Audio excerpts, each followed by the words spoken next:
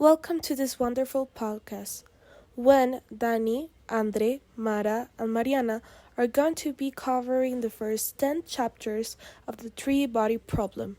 Sorry if it's a bit long. Those are going to be 12 minutes of pure fun and science fiction.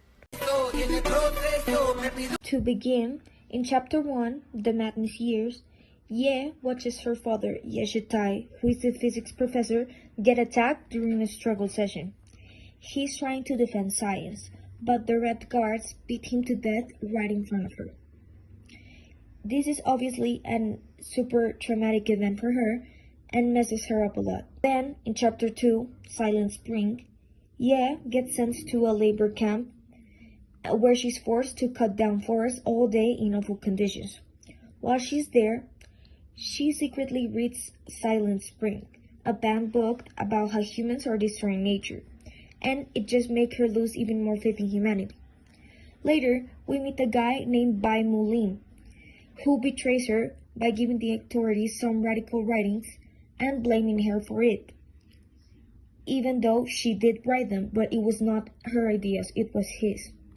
Because of that, she gets arrested and questioned, but instead of getting sent to prison or executed, she's secretly transferred to this super classified military project called Red Coast Base because of her science background. These chapters are really important because they show how all the stuff Ye goes through, losing her dad, the betrayal, the injustice, makes her totally lose trust in people. Let's begin with Chapter 3, Red Coast 1. We're taken back in time to a period of great political tension in China, where we met Ye Wenji again. She'd just been recruited to a mysterious military base called Red Coast, a top-secret location hidden deep in the mountains. But this isn't just another Cold War military base. Here's where things get interesting. Red Coast isn't focused on weapons or defense.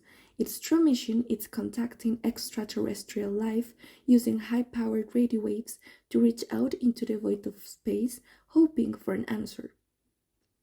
Ye Wenji, our brilliant astrophysicist, is still haunted by the trauma of her father's death during the Cultural Revolution.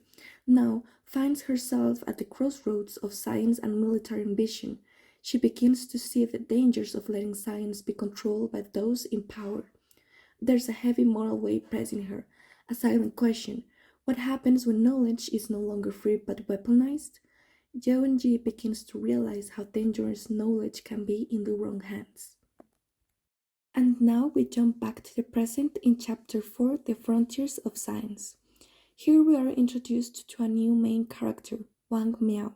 He's a researcher working in nanomaterials. His peaceful scientific life is suddenly interrupted when he is called in by a secret group of government officials and military officers. There is something concerning. Scientists are dying, brilliant minds in physics and related fields all dead, many by a supposed suicide. A pattern is noticed, making it hard to ignore. Wang is then asked to infiltrate a mysterious organization called the Frontiers of Science.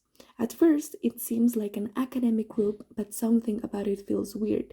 It is almost cult-like. There's a sense that it holds a truth too dangerous for the world to know.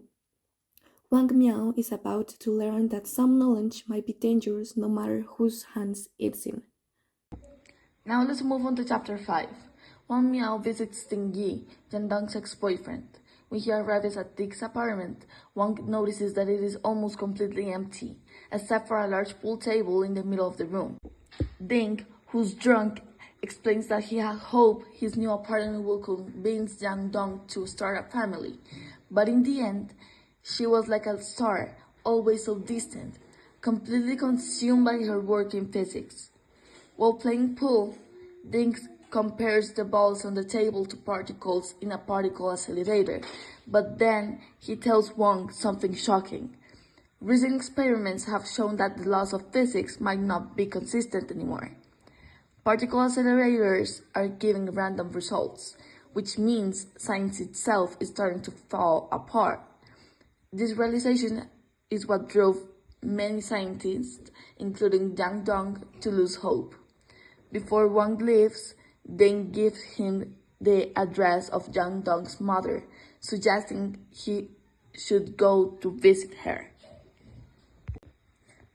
Chapter 6. The next day, Wang goes out to take some pictures around the city. Usually, he likes to take calm, peaceful pictures, but today his mind feels too messy. While taking pictures, he liked to think about a theory called the shooter and the farmer. The shooter part is about how small creatures living on a target might think there's a hole every 10 centimeters, but really it's just the hunter shooting at them. It shows how people sometimes believe things just because of what they see, even if it is not the full truth. Then there is the farmer part. It's about turkeys on a farm who get food every day at 11 a.m. They think it's a rule of the world, but on Thanksgiving, instead of getting food, they get killed. The turkeys thought that they were safe, but they were completely wrong. This theory makes one wonder, what if everything he believes is wrong too? In this chapter, Wang Miao logs into a super weird virtual reality game called Three Body. Right away, it's chaos. The sun disappears, reappears, fries everything, and then vanishes. No one knows what's coming next. That's because the game is based on the real three-body problem in physics. When three celestial bodies interact, their movements get super unpredictable. In the game, people are just trying to survive from one stable day to the next. One makes King Wen of Shu, a historical figure trying to make sense of the madness. And he's not alone. Other ancient thinkers show up too, like philosophers turned scientists inside a glitchy video game. It's kind of brilliant. The game blends science, history, and mystery. And one starts realizing that it might not just be a game. It might be a message, or even a warning. In this chapter, Wang Miao goes to visit Ye Wenjie because he's trying to figure out why so many top scientists, including Ye's daughter, Yang Dong, have killed themselves. When he gets there, he sees Ye living a really simple life. She's helping out neighbors with her groceries, and inside her apartment, a bunch of little kids are running around. She watches them while their parents work. She's kind of like a sweet grandma for the whole neighborhood. When Wang asks her about Yang Dong, Ye gets really thoughtful. She says she regrets introducing her daughter to really complicated science ideas when she was super young. Ye feels like maybe it messed up the way Yang saw the world and could have played a part in her losing hope later in life. Wang also checks out Yang's old room. Even though they had money, Yang's furniture is all super basic, like made from tree trunks and branches, which kind of shows she wanted to stay connected to nature or maybe keep things simple. Ye Wenji seems super calm the whole time, but you can tell she carries a lot of sadness and regret, especially about how things turned out with her daughter. This chapter shows a different side of her, not just the scientific from the past, but a mom who feels guilty about the choices she made. Chapter 9, what happens is that Ye Wenji is stationed at the Red Scout Base, a military facility hidden among mountains and forests. Cold, isolated place, almost outside of time. There, surrounded by cables, satellite dishes, and military secrecy, she works on a classified space communication project. She has lost a lot. She witnesses her father's death. She was betrayed, manipulated, silenced, and over the years, she has arrived at a devastating conclusion. Humanity cannot be saved. It happens.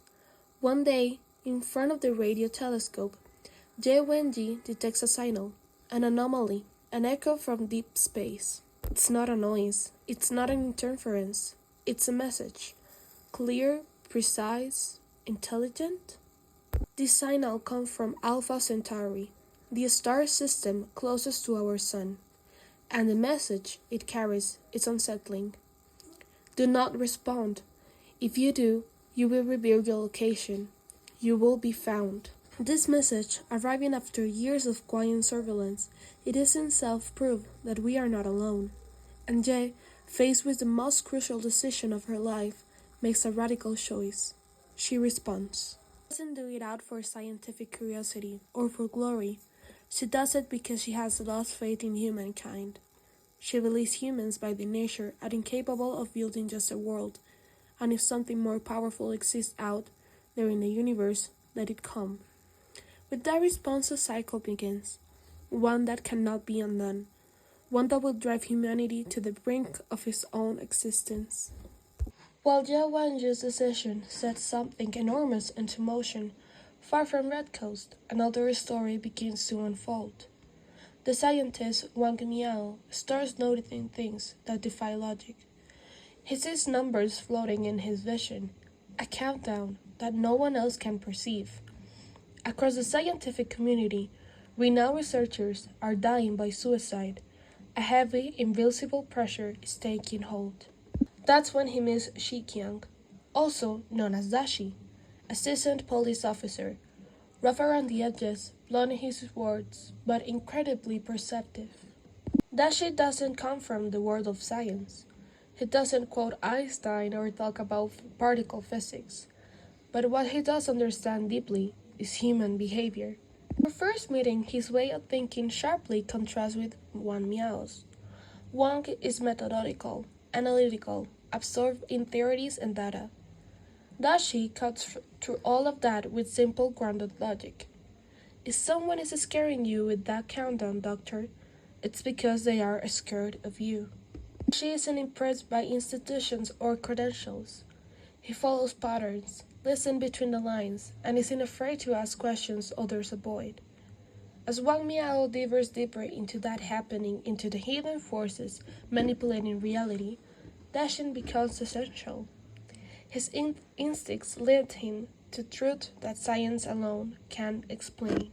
Dashi represents something that often gets overlooked in stories of science fiction, the power of lived experience, of intuition. While scientists try to model universe, Dashi is simply watching people and getting closer to the truth that no one expects.